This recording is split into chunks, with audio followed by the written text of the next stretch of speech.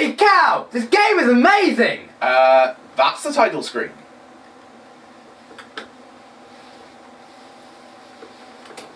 I've been lied to. Well, you know, you might as well play it, I guess.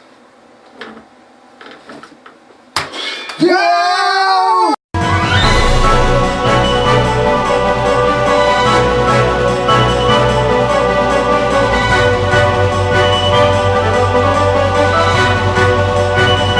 Welcome to Inverted Gaming. Greetings, ladies and gentlemen. I am Goombalove3000 And I'm Link5456769. and welcome to Inverted Gaming. Inverted Gaming is a new show, so for our first episode we decided we'd do a game that we've been playing rather obsessively lately, Rogue Legacy. Now, we'll judge a game based on a lot of factors, culminating in our Wheel of Awesome. So, without further ado, let's take a look at Rogue Legacy. Rogue Legacy was released earlier this year by Celador Games, a studio consisting of only 2 people. It was met with huge success and amazing reviews. As this is our first review, we will do an overview of each segment before we start. Let's jump right in.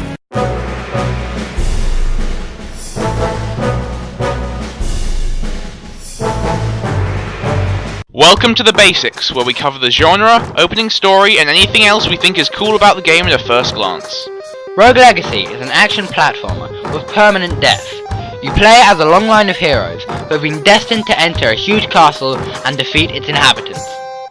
The castle layout changes with each run, so it's your job to explore, find treasure and secrets, and eventually kill all 4 bosses to open the gate to the throne room.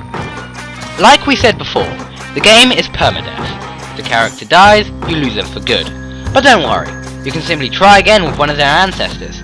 When your character dies, you can choose another from a selection of 3. From there, you buy upgrades and items from the various shops, and set out to achieve what your ancestors failed.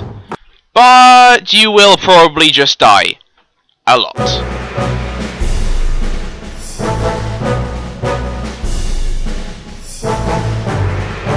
Here we talk about how the game uses characterization and feel to generate a particular atmosphere for the game.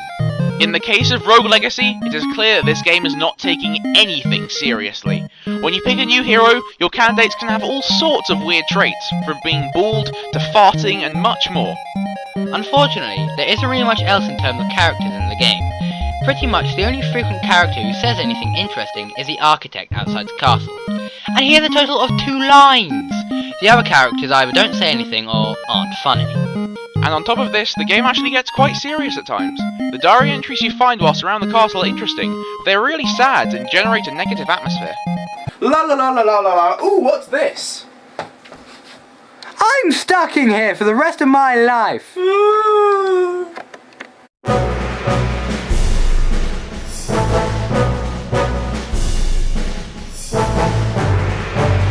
This one is pretty obvious. Here we cover how a game looks and sounds. Rogue Legacy has a very nice cartoony art style, managing to look simplistic enough for some of the easier enemies, so when the serious looking tougher ones come along, you can tell they're going to be a challenge. The game is not afraid to be scary, and at times can be genuinely spooky, especially in the basement part of the castle. And holy balls, the music is awesome. It fits the gameplay perfectly, and often I'd start another run of the castle just to hear the music inside the first stage. It really gets you in the mood for adventure.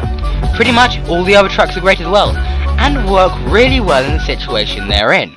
Boss battles have pounding drums, the forest has mysterious and creepy string instruments, and everything works perfectly. Music is always important in a game with permanent death, as it is needed to get you back in the action. What better way to forget the fact that you walked into a set of spikes and died really stupidly than by listening to this music?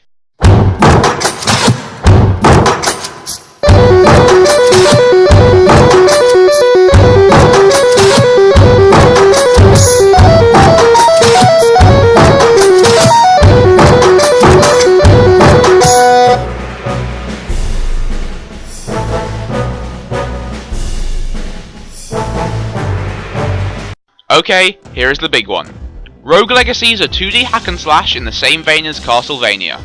In fact, that is a pretty good comparison, as health and mana pickups are very limited throughout the castle.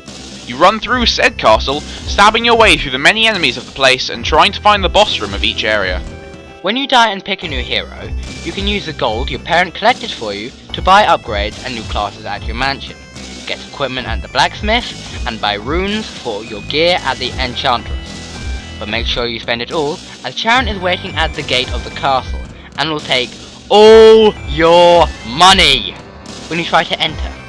And who is this handsome individual over here? Meet the Architect, one of the more interesting parts of the game.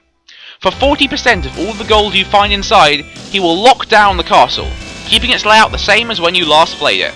This allows for some planning to your runs, as you can retry challenges and bosses easily. Speaking of challenges, there is fairy and equipment chests scattered about the castle, which give you runes and gear respectively. Some are out in the open, but most are either hidden or require you to complete a challenge, such as no jumping, taking damage, or not looking at it.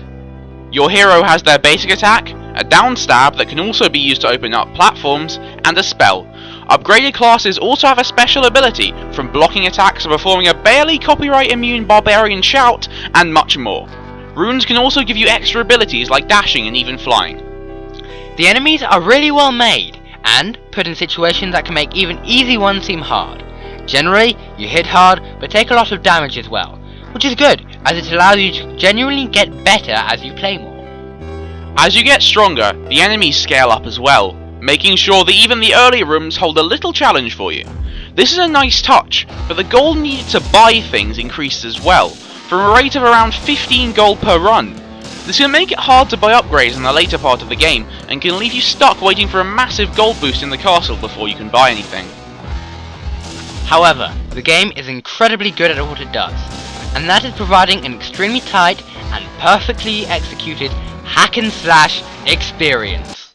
Rogue Legacy is one of the best games we've played all year, with tight controls, addictive music, and great gameplay. Unfortunately, the scaling upgrades can delay the progression curve and leave you feeling unable to progress due to a lack of gold. But all in all, this game is an amazing game that keeps getting better as you keep playing it. This game gets an awesome on our Wheel of Awesome.